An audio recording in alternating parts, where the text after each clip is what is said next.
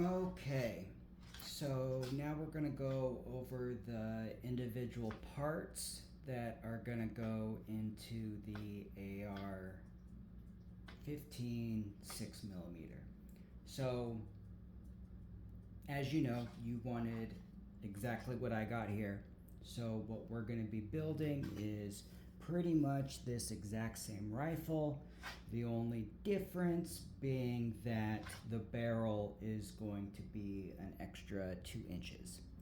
Um, but it's important to know what your rifle is and kind of the different aspects that you have with it.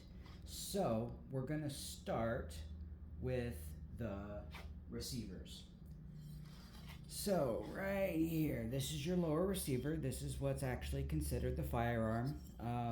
For your receivers and handguard, I got Aero Precision. So, Aero Precision is very known for their receivers. That is what they do. And I absolutely love them. Every single AR I've built, I've done with Aero Precision receivers. So, I guess let's get into it of I guess why I like their lower receiver so much. So first of all, it is forged as opposed to billet.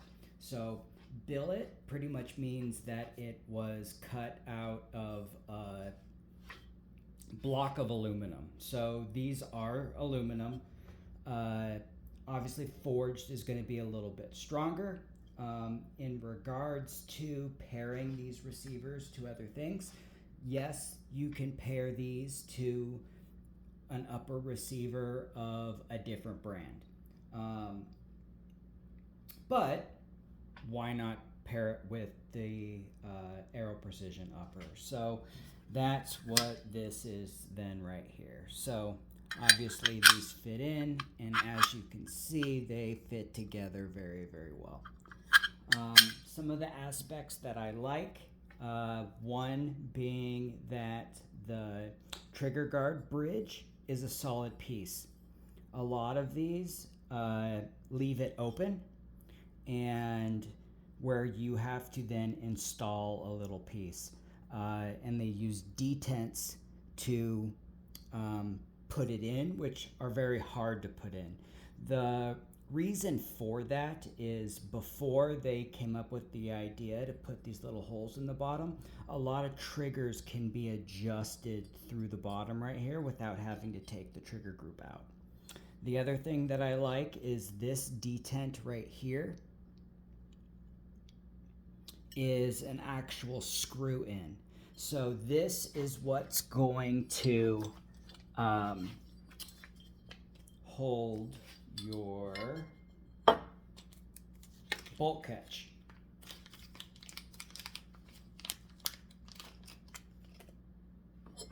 Obviously there's going to be a spring and whatnot in it, but that's what's going to hold your bolt catch right here. Holding it in with a spring and then putting in a detent with a hammer ended up causing a lot of damage right here. So they actually made it screw in, which is so much easier. The other thing that I really like is they have this little thing right here. So this is going to be covered by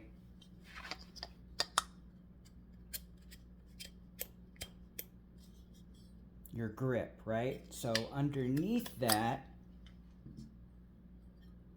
is a screw that will tighten to the upper receiver. So let's say you do pair this lower with an upper receiver of like a different brand, and there's some wobble in between the two. You can tighten that screw to hold together really well. Just a really kind of good thing to add. So I do want you to know, and the other thing I like about Aero is they've honestly come out with a bunch of different colors and things like that. Pretty much the standard forever has been black anodized or FDE Cerakote, which was the color of my 300 blackout that you saw in the other videos, which stands for flat dark earth. Anyway, I actually really like anodized as opposed to Cerakote. Honestly, it's not going to affect how things fit or anything like that. Just overall, think of Cerakote as a paint and anodized as like electroplating. So it does harden the aluminum a little bit more. And you know, you can put little scratches in it, and honestly, they just wipe right off, which is awesome. So anyway, that's gonna be your lower receiver. Now, in regards to like a lot of the functions on this, there's what's called a lower parts kit. So a lower parts kit is which we need for all of the springs, the detents, and that kind of stuff. But it also comes with your basic stock or mil spec like safety selector, bolt catch, kind of things like that.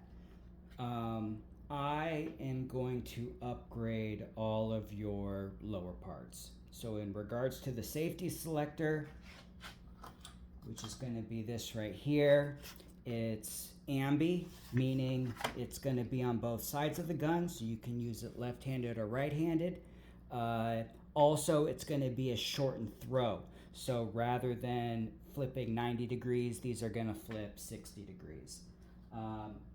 It's very easy to flip safety on and off. So remember, you're dealing with a semi-automatic weapon, so it means anytime that trigger is pulled, it's going to go off. So if you're going to be running to another location, it needs to be made, before you shoot again, it's important to be able to throw that thing on and off. I know you're going to be using this for bench shooting, kind of long distance and things like that, so it's not super important, but at any time, but anyway, I always see it as a good upgrade. In regards to, I kind of already showed you the bolt catch. Normally it's just a little like ping pong paddle. It's normally this little top and then a little nudge right here. The thing is this is what you have to pull down in order to lock the bolt back. So having it be a little bit bigger is honestly better. I love this one. Also, I have the extended bolt release. It goes right over the usual button. Typically, it's just a button right here by the trigger. This kind of extends it out so it's easier to use. In regards to the grip, I really like Magpul for a lot of the furniture that I put on this. You can get it in different sizes as well as you can get it in different angles. So kind of the A2 angle, which is more of a bent angle, is kind of the standard, but a lot of people more like a straight up.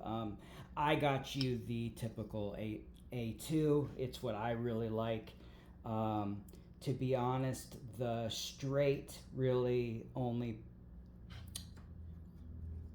I like it if I am shooting more of a short-barreled rifle or short-barreled carbine where I'm much closer to the handle in regards to the range of the buttstock. I guess we can actually talk about the buttstock.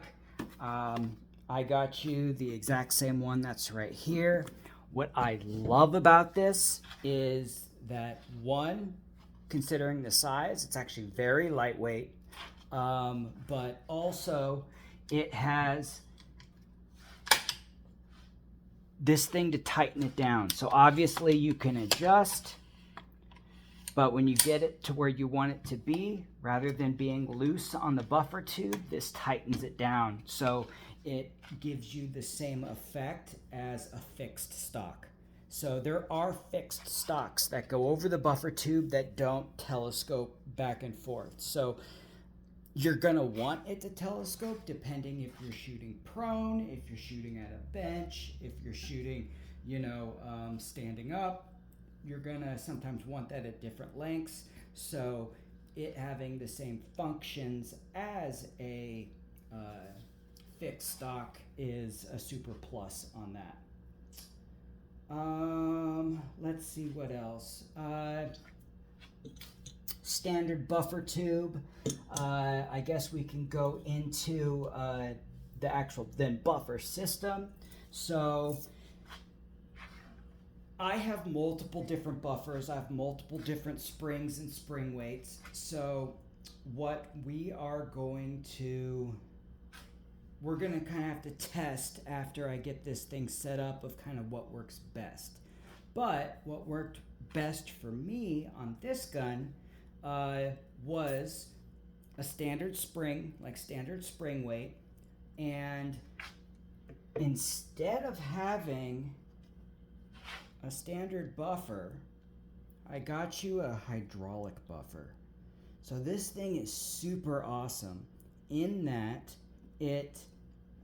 it's roughly the same weight as, I want to say, maybe like an H2, but when it gets to that very last little bit, it becomes like the equivalent of maybe like an H4.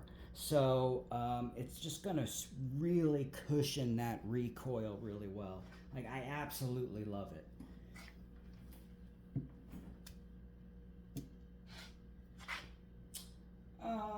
Okay, so let's talk about the barrel.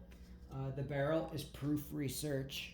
Pretty much proof research, I'm gonna say, is one of, if not the best barrel without getting something custom made. So from the factory, really good. What Proof is also known for is their carbon fiber barrels, which it's still a steel barrel. It's just reinforced by carbon fiber, pretty much taking like a third of the weight off. These are great for hunting guns, but not for anything where you're going to be taking multiple successive shots. So just because the carbon fiber barrels, when they heat up, they, I would say if you shot more than, 5 rounds in, 5 minutes, the thing's just going to heat up too much on you and lose accuracy. Also, we want to,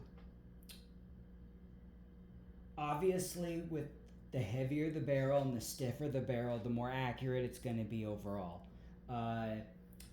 The AR-15 is a very light gun, so which has some pluses in it as well. But what's really nice about having a light frame with a heavy barrel is you kind of get the best of both worlds.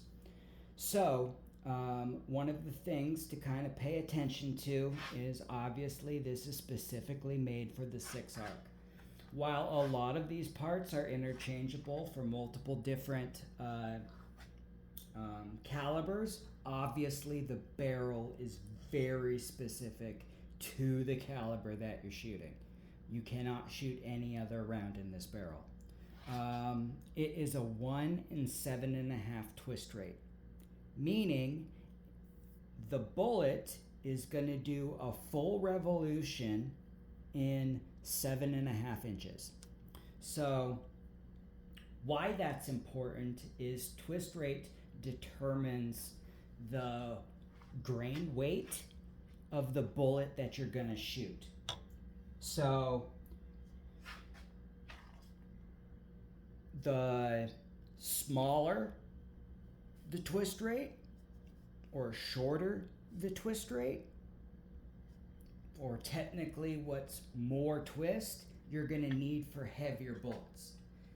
The larger the twist rate, or the less twist, meaning like a 1 in 10 where it does a full revolution after 10 inches, is better for lighter bullets.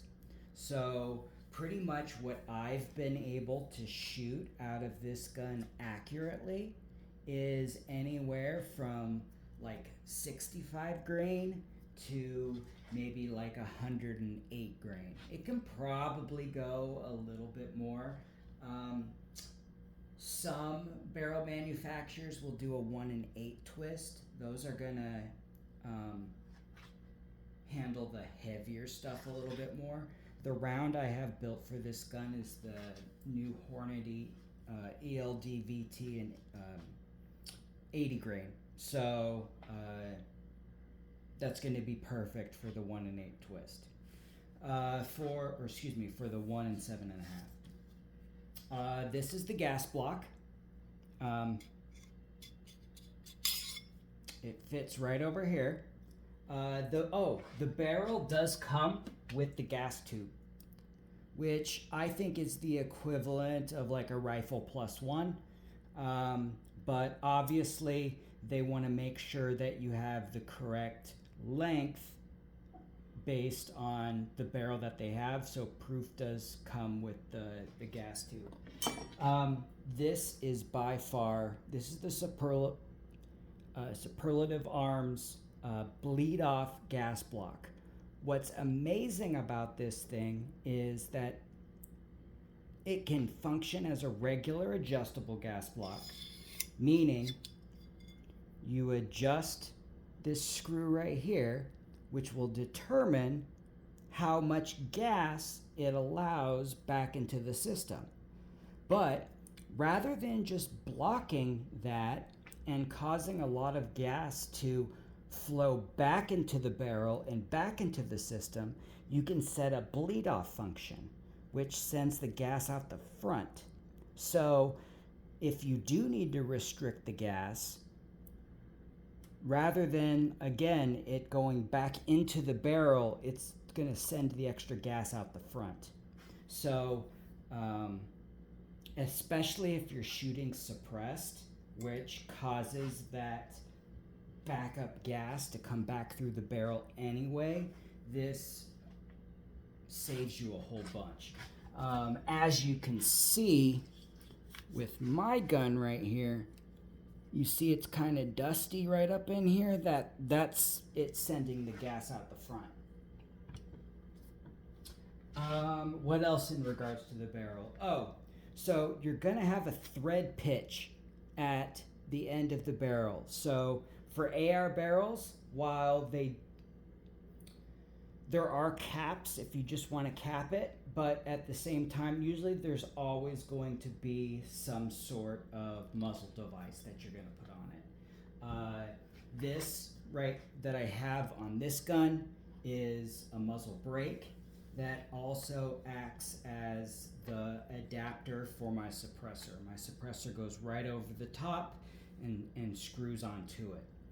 What I have set up for you is the Epsilon VG6. So this right here is a muzzle brake. As you can see, it's going to send the gases outward and super reduce recoil and muzzle flip and that kind of stuff. It also has vents up top to act as a compensator, meaning that it's going to help keep the muzzle down. And then at the very end, it has these prongs that also make it act kind of like a flash hider. So it's kind of like an all-in-one kind of thing, but it's definitely a muzzle brake first. So I'll kind of do another video on muzzle devices, because that is something that if you want something different, you can eventually change yourself. What's important to know is the thread pitch. So you have a 5/8 by 24 So it'll only fit a 5/8 by 24, as opposed to like your smaller calibers, like your 223 is going to have like your 1/2 by 28. So you have to have 5/8 by 24. Also, your muzzle device needs to obviously fit the diameter of the bullet or be bigger. So we're shooting this is a 6mm arc, so it needs to at least be a 6mm. This is actually for a 6.5, so this will work on like your 6.5 Creedmoor and that kind of stuff. So because obviously the 6.5 is bigger than the 6, this will work just fine. Don't be sticking the same, muzzle device of a 223 on your gun, or you're going to blow up your barrel. So again, like I said, the AR-15 can be multiple different calibers. So if someone just says, "Oh, I got a flash hider for an AR-15, do you want it?" Like, no, you need to make sure that it's gonna fit the diameter of your bullet.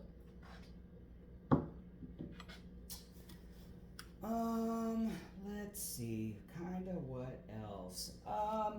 Charging handle. So the charging handle is what's going to obviously charge the round, right? So that's what this is right here. This pulls all the way back, and then you let it go, and that obviously the magazine's in here. It's what's going to put in a new round, as well as cock the trigger, so when you pull it, it'll then operate. Kind of, I guess, so this is the Warhammer. What I love about this one is I really like the handles, and to be honest, it is the best quality that you can get without going over $50. So like Radian makes a bunch of charging handles that are like $90. There's some ones that have like suppressor cuts or whatever, which I don't think work. For charging handles over $100 or whatever. All this thing does is charge it. Like it doesn't play a huge part in things. Obviously, it needs to be sturdy enough that when you pull it from one of the sides at an angle, that it, pulls well and all of that kind of stuff, doesn't get stuck, whatever. It's kind of one of those things, kind of like the bolt carrier group, where like once it's good enough, it's good enough. So anyway, and it is ambi. So standard mil spec is going to really only be able to be pulled from one side. This can be pulled from either side. Oh, I guess I should talk mil spec. So mil spec means military specifications. So what's awesome about the AR-15 platform is everything is built to standard specifications, meaning the bolt carrier group is going to be the exact same size, exact same weight as everything else. The buffer tube is the correct length, the springs, the lower receiver, how the trigger fits, like everything. If it's mil spec, it's gonna fit perfect for the AR-15, as opposed to like the AR-10. The AR-10 is becoming more and more standardized, but there's still the Armalite and the DPMS. So it's going to depend on the different type of receiver set, on what barrel it's going to have, and all of that kind of stuff. Like the AK-47, it has parts all over the place.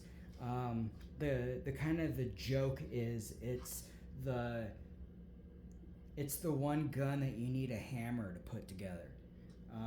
So anyway, understand that if you hear the term mil spec, it doesn't mean necessarily like stock or whatever, but it's referring to standard measurements and specifications of that will fit everything, okay? I did mention the bolt carrier group. This is a bolt carrier group from Aero Precision. It's a black nitride finish. So as opposed to like the regular phosphate, this has a slicker coat. And therefore, you know, so this is the bolt, this is the carrier.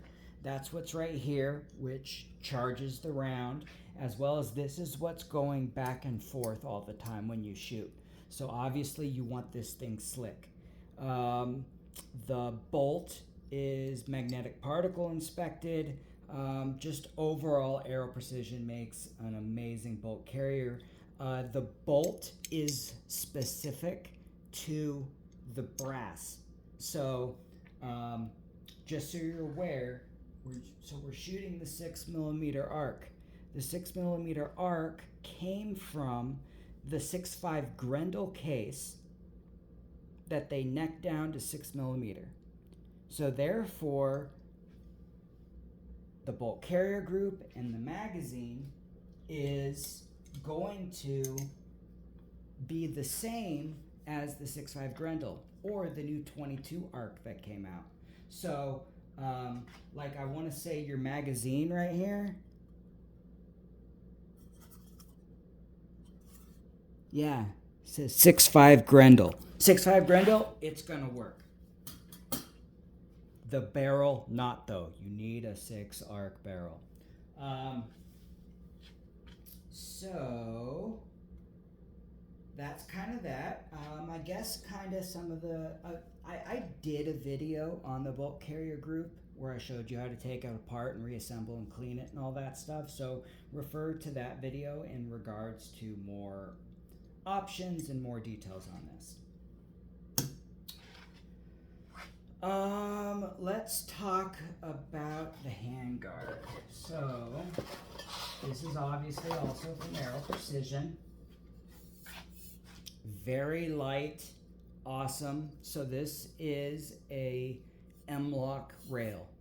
So these slits right here, not these ones, but these longer slits along the side and the bottom are what are considered M-lock, meaning something like this is an M-lock accessory, meaning it has these screws right here that are going to fit into these holes. You tighten them down and that's what's going to hold it to the rail. So instead of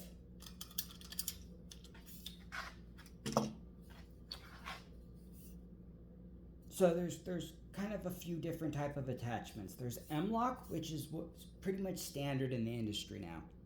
Then there's also what's called key mod. So not many people use that, but some people will, you know, live and die by it, right?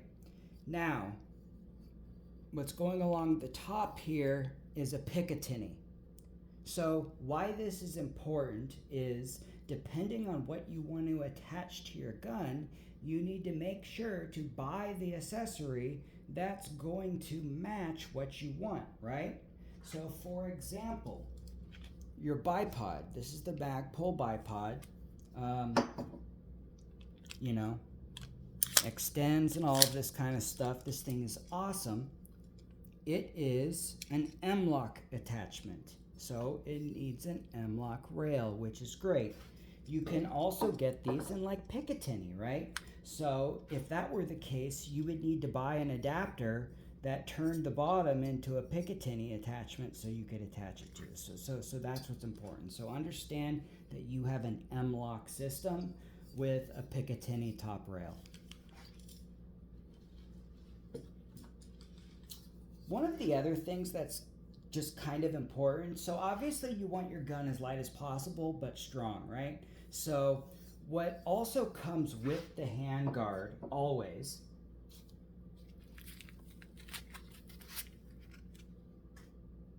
is what's going to be,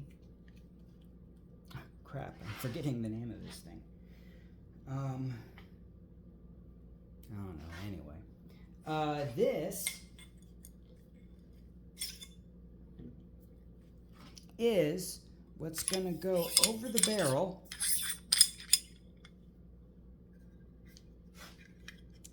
and screw in to the upper receiver. Okay? Right? That's going to attach there. And then this provides the housing to attach this, the handguard, right? So this is known as a floating handguard as well, a one-piece floating. So what's important about that is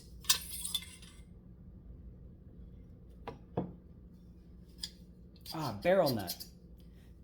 You want this barrel nut to obviously be strong, but you also want it to be light. So there's a lot of really cool light rails out there, but have just a super heavy barrel nut.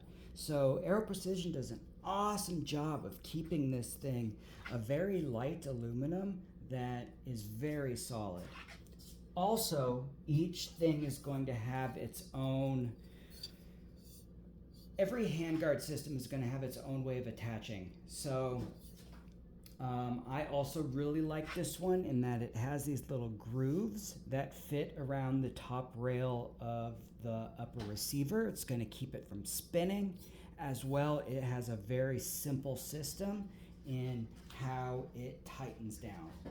Makes it really easy to take on and off if you need to, but that's another reason why I also go with Aero Precision. I think that's about it. Last thing is the trigger. So this is a Hyper Touch competition trigger. I absolutely love these things. So I have one in this. This is a 2-stage, which I'll do another video on that kind of goes over triggers and that kind of stuff. Just so you're aware of what's so cool about these is this is a standard trigger where it has a spring system in here, and when the trigger is pulled, the hammer goes forward.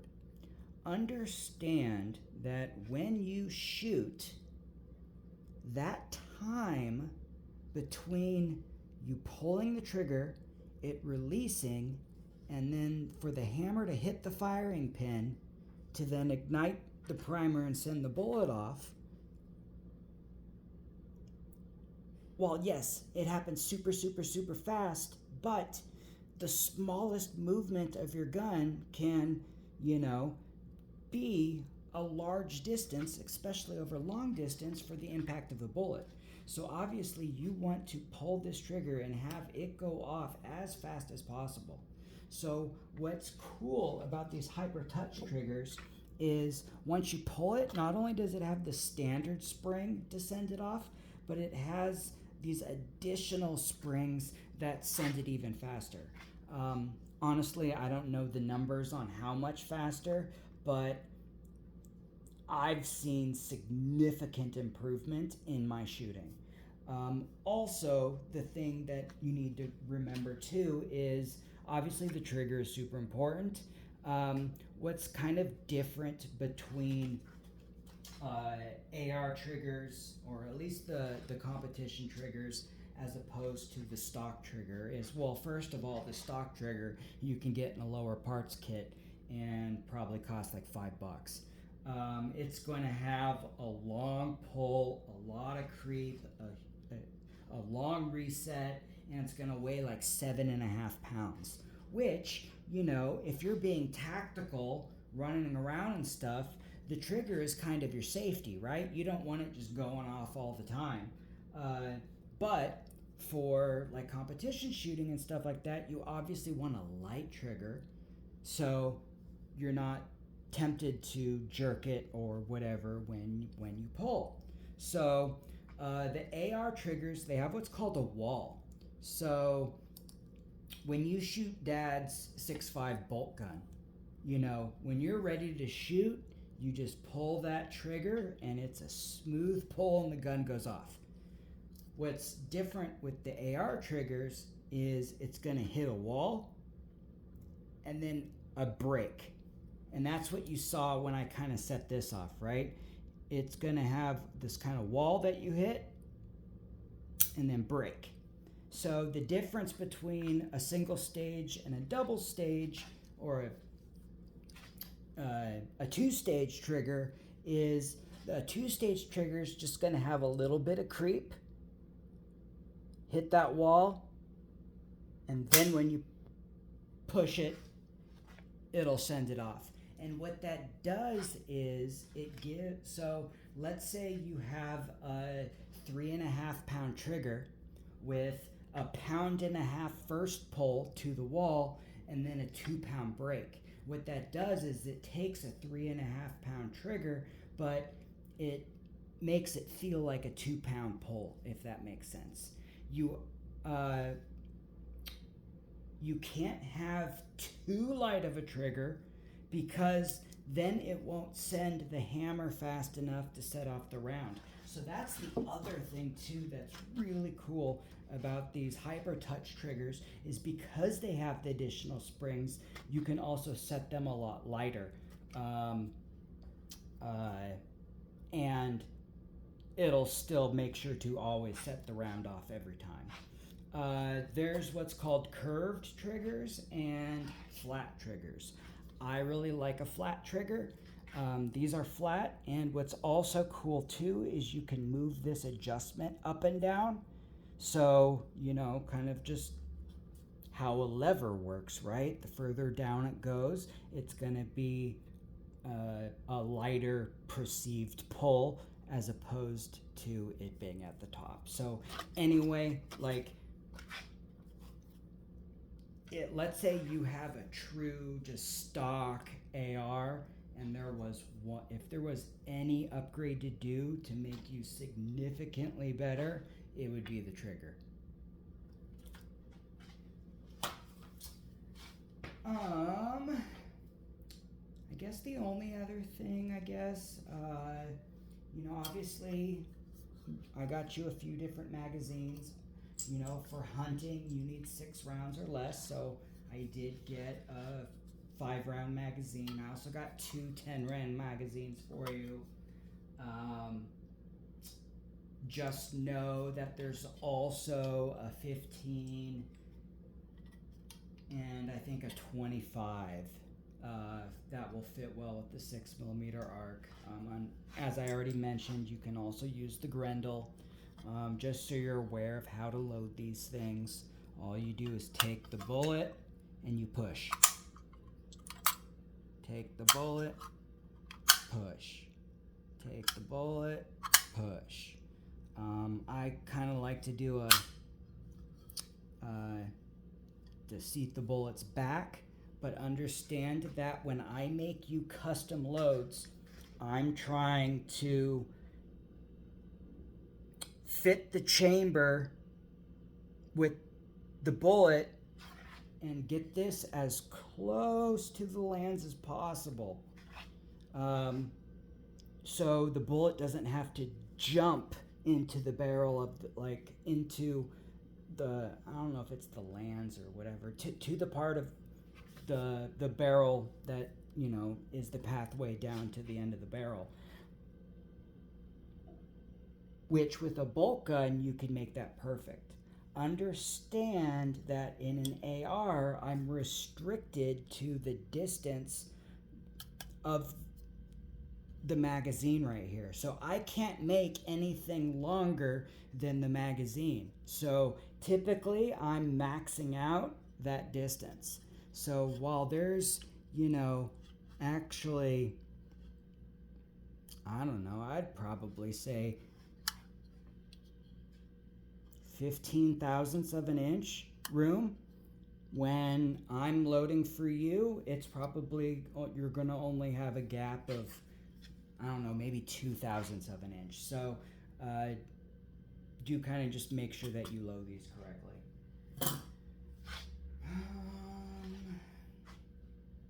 Okay. I kind of think that's everything. Obviously, we have your scope. This is what's called a cantilever mount. So as opposed to the traditional bolt guns, which have scope rings, which are 2 individual rings, this is a cantilever mount. And the reason why we have a cantilever mount is, as you can see on this gun, in order to set the scope up correctly, I needed a ring here and I needed a ring here. But I don't want to attach a ring to the handguard because the handguard is a floating handguard. So I want to make sure that the scope is attached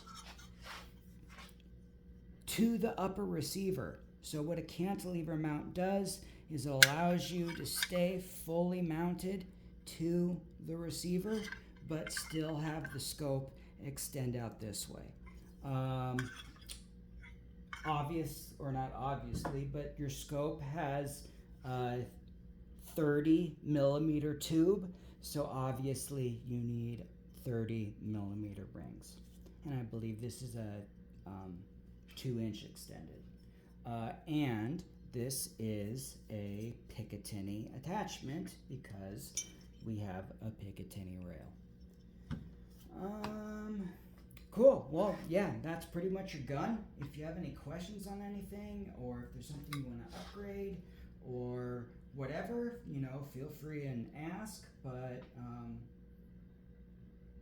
yeah, that's going to be your gun. I'll kind of put things now together for you, and then I'm going to do another video on just kind of standard operation in regards to this is how the magazine goes in, this is how you close the bolt, and just kind of overall operations, as well as cleaning.